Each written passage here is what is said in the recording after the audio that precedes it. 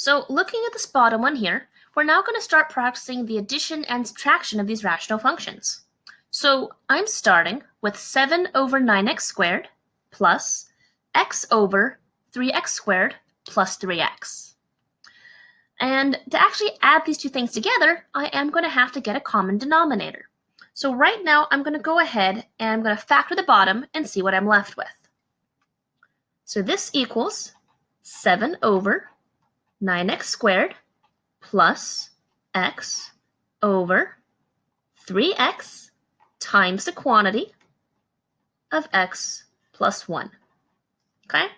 So basically, I pulled a 3x out of both terms. Okay.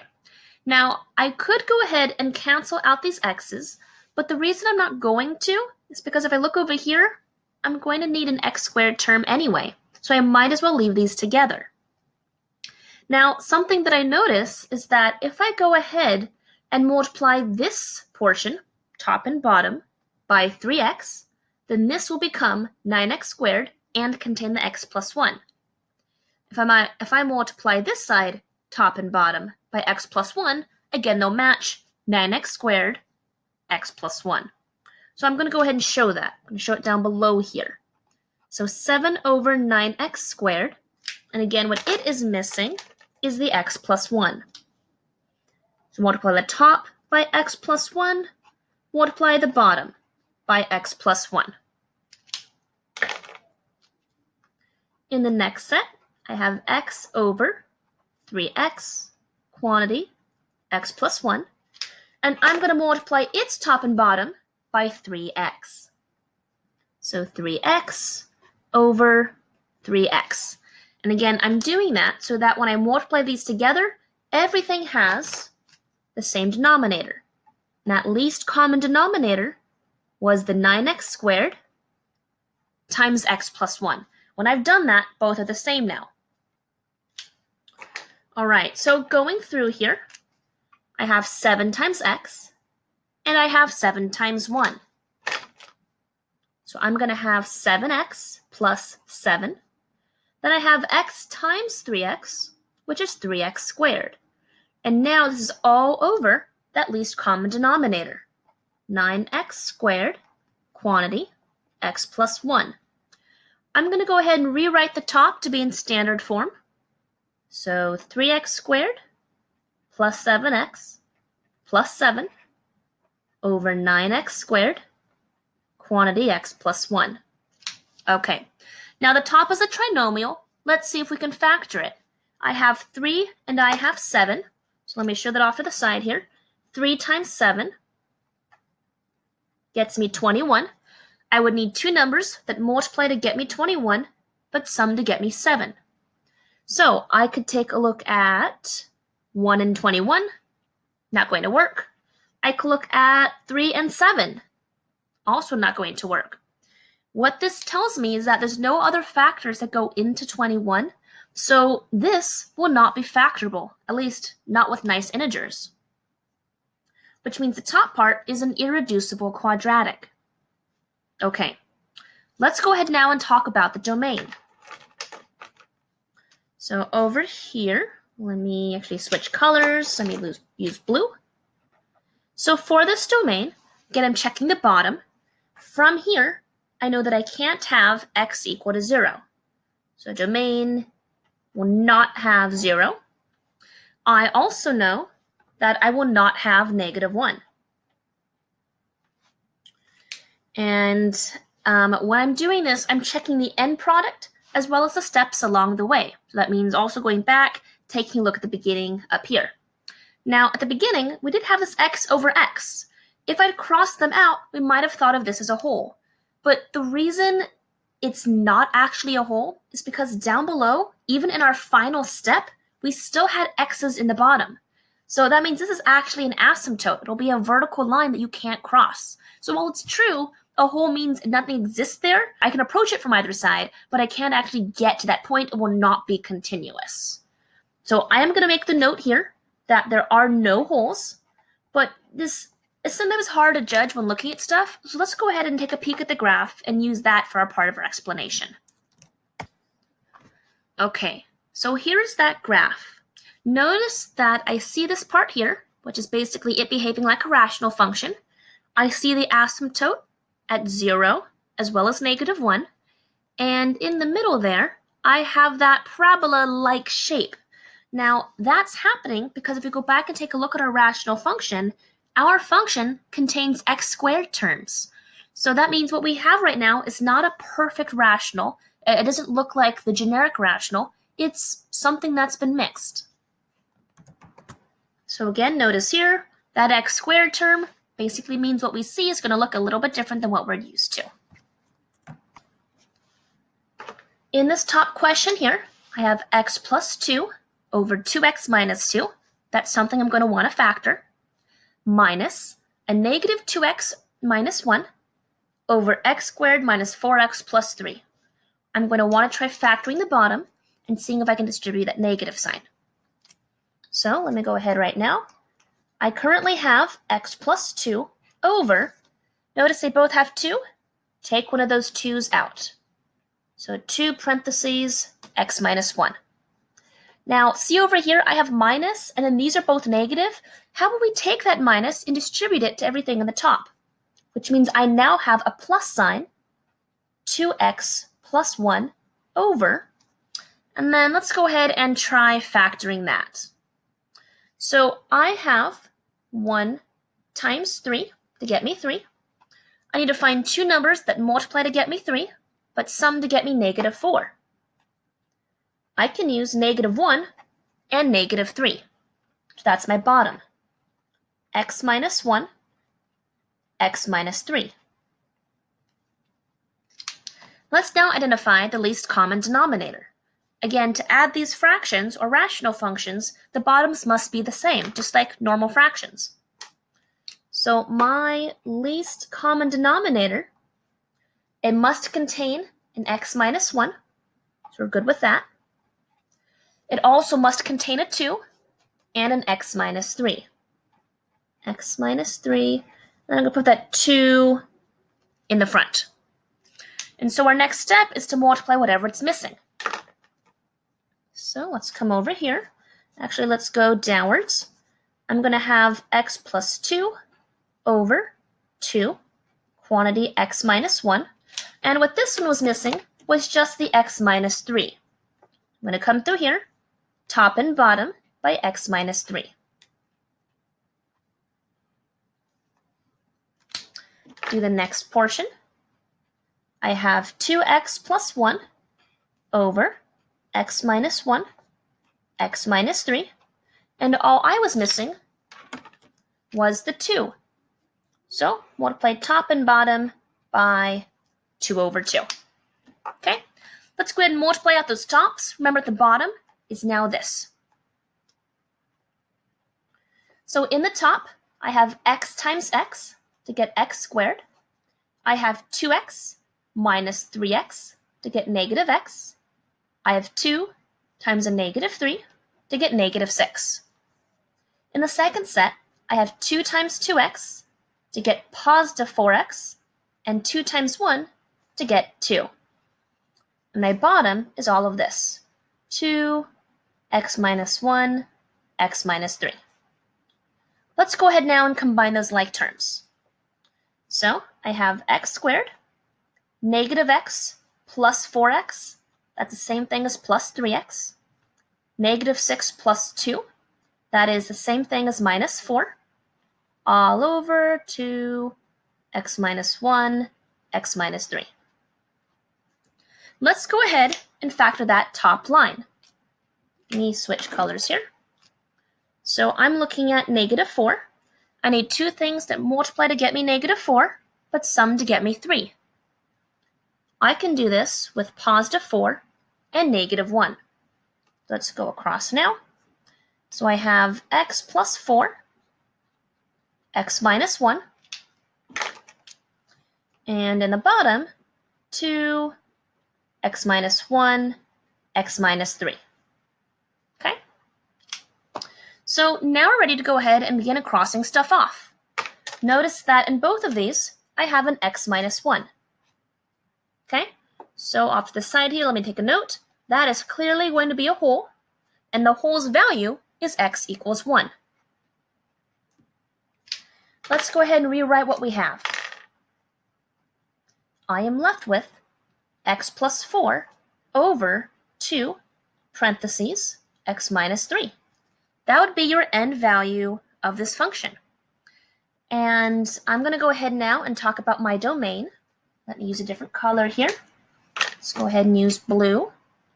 So for my domain, whatever's a whole is clearly not in the domain. So I already know that I'm not going to have 1, but I'm also not going to have 3. So it's not 1, and it's not 3. So remember, when checking for a domain, I care only about the denominators. So I look everywhere along the path. Was there anything I could not have at any point in time? I could not have 3, and I could not have 1. The top is totally unrelated. All right, here's the graph of h. You can see that you have a vertical and a horizontal set of asymptotes. And here is that hole we found at x equals 1. I actually should have given you different directions. I don't want you to find holes for this one, mainly because it's going a little bit beyond the scope of what I'm going to be teaching in Algebra 2. But I do want you to know how to simplify this. So this is called a complex fraction. It's just rational inside of rational. So our strategy to solve this will be to first get a common denominator in the bottom. We're then going to treat this like a regular fraction. Dividing by a fraction is the same thing as multiplying by the reciprocal. So let me go ahead and rewrite this. I have 5 over x plus 4 over, and to get this to be a common denominator, multiply top and bottom by x, top and bottom by x plus 4. So 1 over x plus 4, and then top and bottom will be by x. Go ahead and do the same thing for the next part, plus 2 over x, and this time top and bottom will be by x plus 4.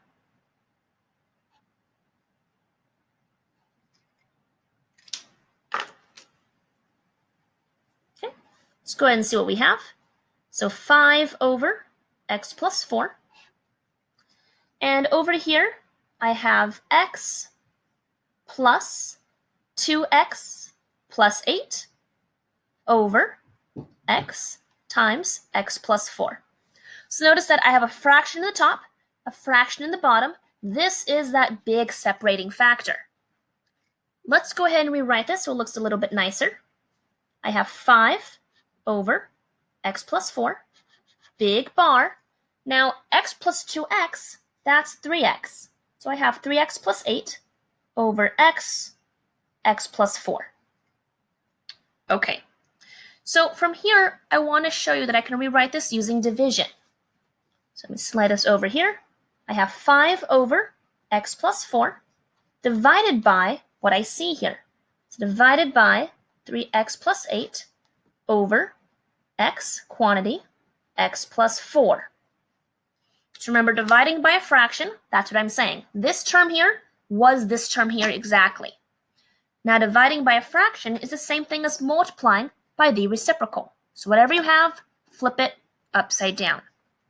And when you flip it upside down, you're doing this for the second term, not the first. So let me come over to here. Make sure I have enough space.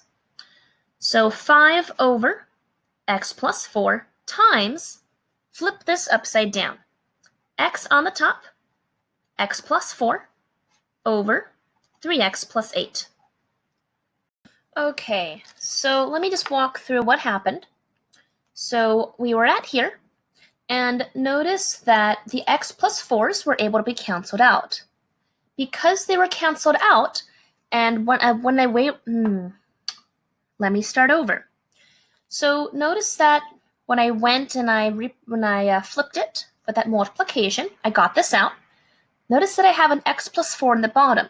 So even though it cancels out, it still means that -4 cannot be part of my domain.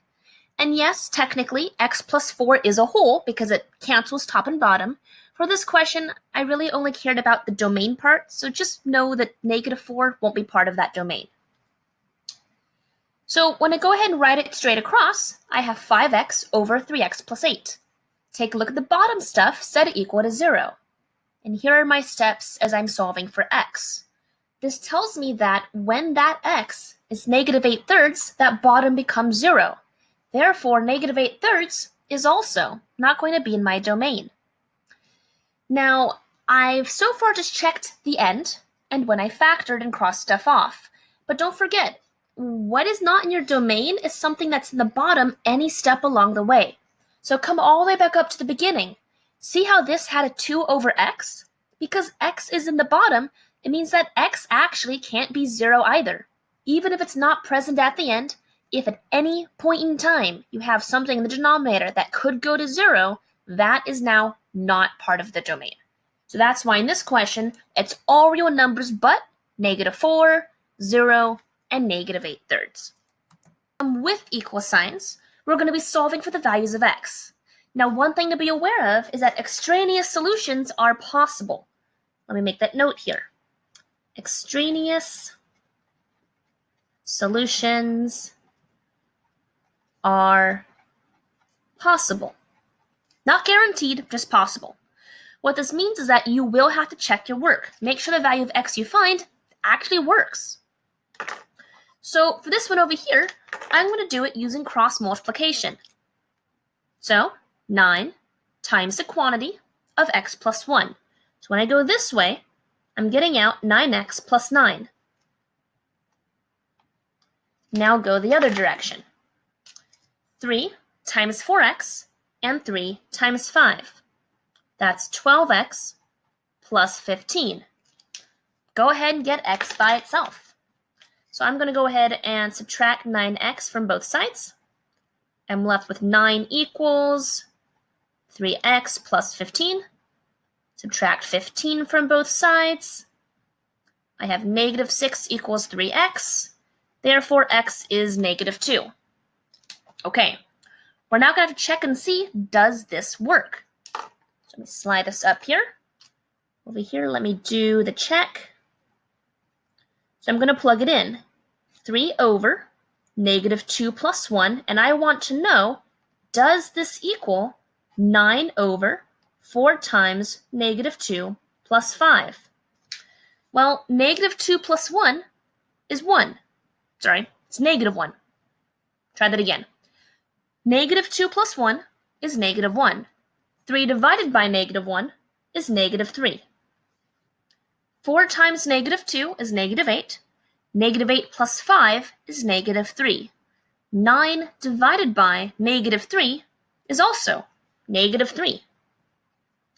So this worked. X equals -2 really is a solution. There is nothing extraneous in this question. Let's go ahead and try this now for k. Unlike this previous question, I have that 1 sitting there. So in order to deal with it, I'm going to have to get a common denominator. So I'm going to make this 1 become x minus 5 over x minus 5. The same thing top and bottom, it's a unit of 1. So x minus 5 over x minus 5 minus 8 over x minus 5 equals 3 over x. So x minus 5 minus 8. Well, that's x minus 13. X minus 13 over x minus 5 equals 3 over x. And I'm going to go ahead and cross multiply now. So I'm going to go this direction and then that direction. So 3 times x gets me 3x. 3 times -5 is -15.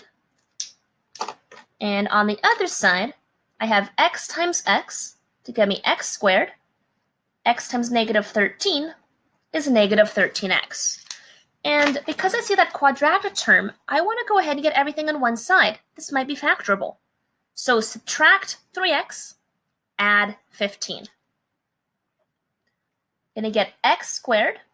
Then I have minus 13x minus 3x, so -16x, and then plus 15. Let's see if we can factor that. I'm going to do that work up here. So a times c is 15. I need two numbers that multiply to get me 15, but sum to get me -16. So I can think about 1 and 15. That would work if I make them both negative. Okay? So that means this is really x minus 1, x minus 15. And that is equal to 0. By using that zero product property, it means the two values I'm checking are x equals 1 and x equals 15. So now we have to go ahead and do the check process. Okay, let's go ahead and plug them in. So for the first one, I'm checking 1 minus 8 over 1 minus 5, and I want to know, is this thing equal to 3 over 1? So 1 minus 5, that's negative 4. 8 over negative 4, that's negative 2. So I have 1 minus a negative 2. And I want to know, does that equal 3? Well, 1 plus 2 is 3, so 3 does equal 3. That works. Check the 15 now. 1 minus 8 over 15 minus 5, and I want to know, does this equal 3 over 15? Well, 15 minus 5 is 10. 8 over 10 is 0.8. So I have 1 minus 0.8, and I want to know, is this the same thing as 1/5? Remember, 3 over 15 is 1/5. Well, 1 minus 0.8, like $1 minus 80 cents, is 20 cents. It's another way of saying 1/5. 1/5 does equal 1/5, so x equals 15 is good. So in these sets of examples, there actually were no extraneous solutions, but I do want you to know extraneous are possible. That's why you must always show the check process so you know if they actually work or not.